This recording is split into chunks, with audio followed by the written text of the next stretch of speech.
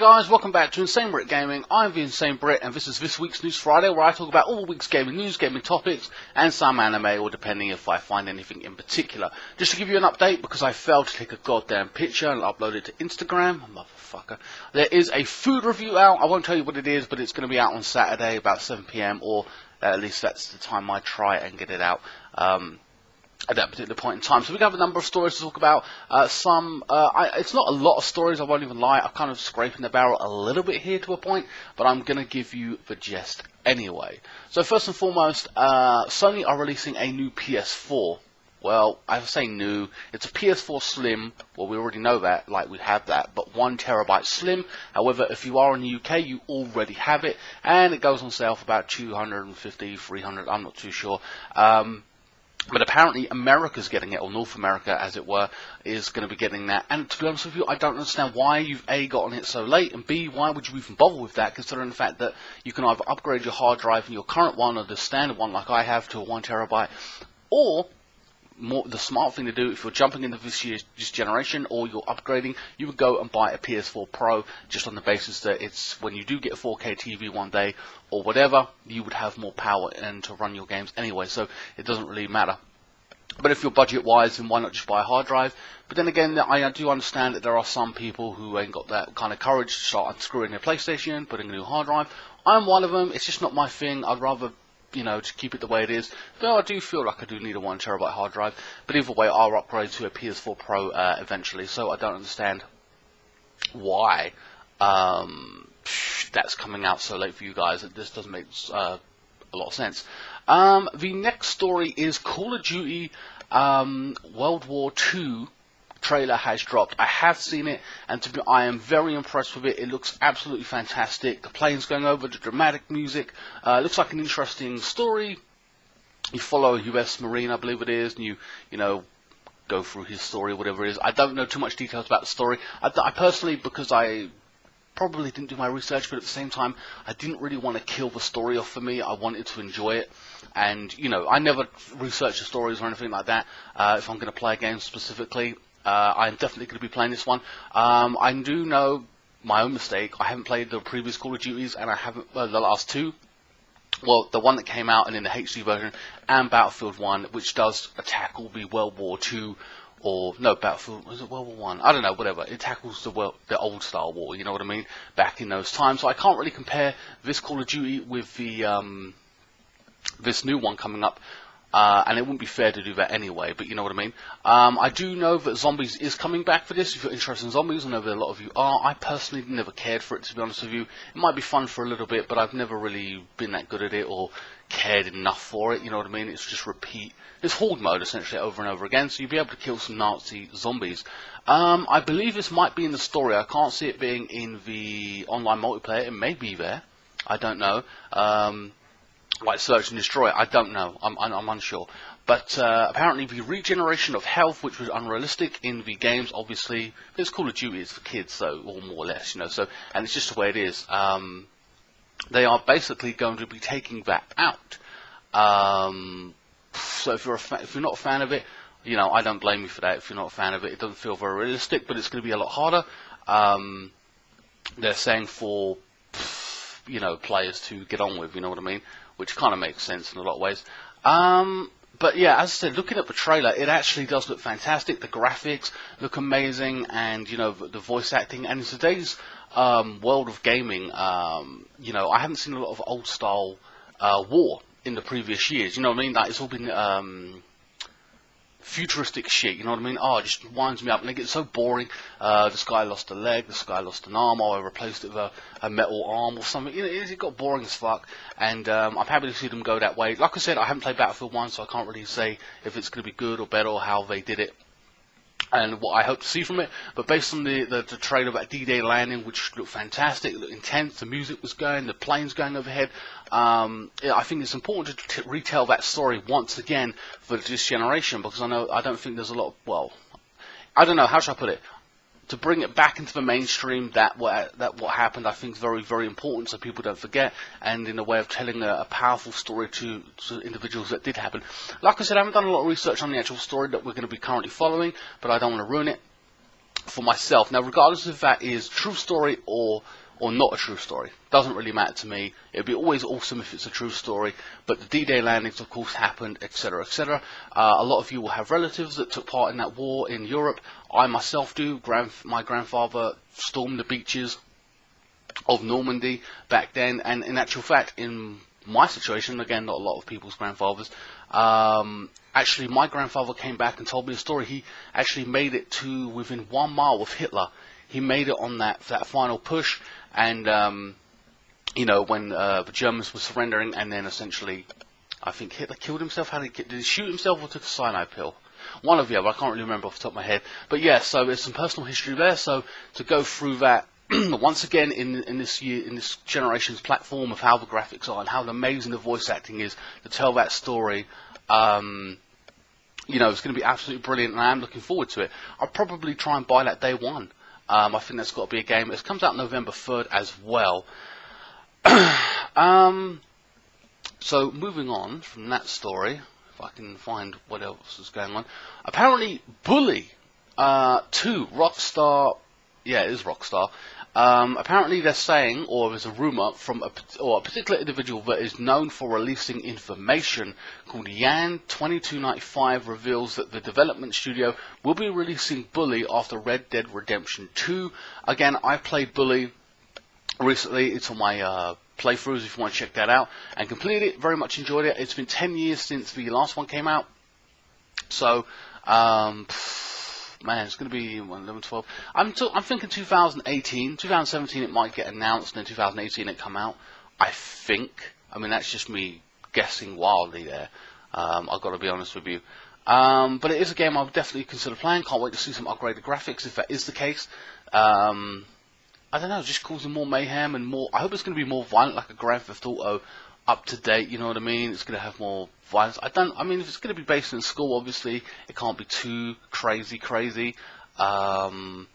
So it's going to have its kind of limits, but it's going to be, you know, we're going to have some good writing there. I have faith in the writing in the actual story itself, which is if it does come out. And again, this is just a rumor, and until Rockstar really announce it, there's no real concrete evidence of it actually happening. So we have to wait and see on that.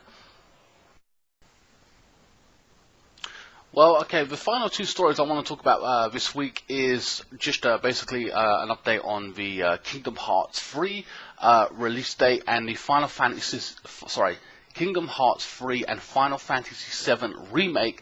Apparently, a document was spotted at Square Enix stating that it will not be released until at least 2018. But like I said before in a previous video a few months back, at least you know you're getting them. It's just a waiting game for you guys. At least you're getting that kind of you know what I mean, headway, and you at least know they're coming, so you can get excited about them. As long as they're not cancelled and stuff like that, that is annoying.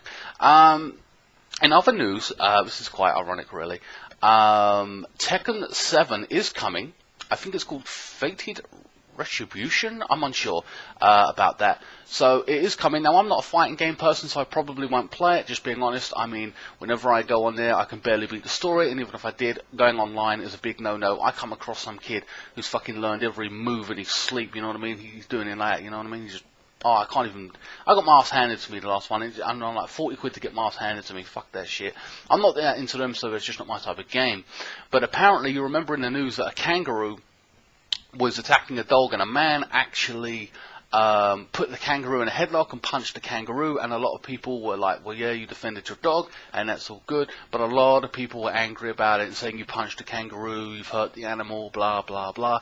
And apparently Tekken 7 has a particular character in it, called a kangaroo called Roger Jr., and he has been cut from the game. According to Kashiro Haruda, Roger Jr. has been cut from Tekken 7 due to fear of backlash from animal rights activists. Ugh.